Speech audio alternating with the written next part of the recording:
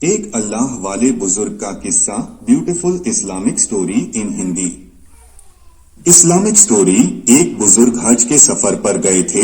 جب وہ ایک جگہ سے گزر رہے تھے، ان کے ہاتھ میں ایک تھیلا تھا، اس میں کچھ پیسے تھے۔ اچانک ایک چور ان کے ہاتھ سے تھیلا چھین کر بھاگ گیا۔ جب چور کافی دور نکل گیا، تب اچانک اس کی آنکھوں کی روشنی ختم ہو گئی۔ آنکھوں کی روشنی جاتے دیکھ اس چور نے رونا شروع کر دیا۔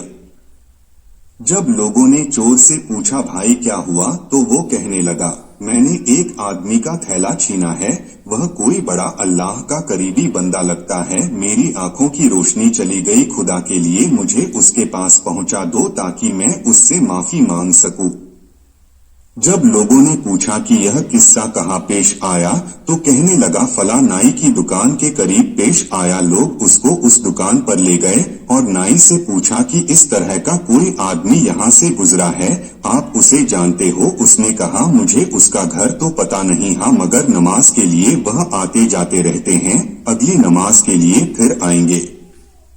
یہ لوگ انتظار میں بیٹھ گئے۔ وہ بزرگ اپنے وقت پر تشریف لائے۔ لوگ اس چور کو ان کے پاس لے گئے تو اس چور نے جا کر ان کے ہاتھ پاؤں پکڑ لیے کہ مجھ سے غلطی ہو گئی، گناہ ہو گیا، نادم ہوں، شرمندہ ہوں، میری آنکھوں کی روشنی چھن گئی، آپ اپنے پیسے واپس لے لیجئے اور مجھے معاف کر دیجئے تاکہ اللہ تعالیٰ میری آنکھیں ٹھیک کر دے۔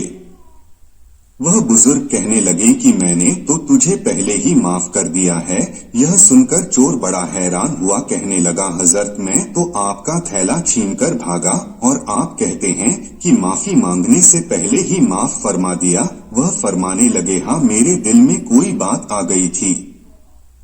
فرمانے لگے میں نے ایک حدیث پڑھی جس میں نبی اکرم نے فرمایا کہ قیامت کے دن جب میری امت کا حساب پیش کیا جائے گا تو میں اس وقت تک میزان کے قریب رہوں گا جب تک میرے آخری امتی کا فیصلہ نہیں ہو جاتا۔